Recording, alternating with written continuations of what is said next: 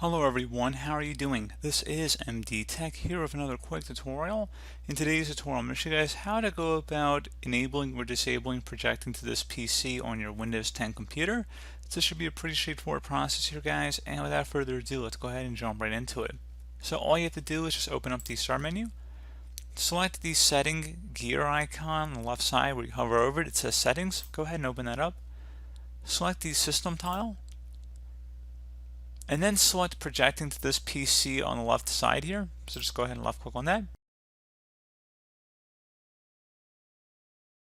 So assuming that your device supports projecting this PC, there'd be an option where it would say Windows and Android devices can project this PC. When you say it's okay, you would just set this to on. So pretty straightforward process there, guys, on how to do that.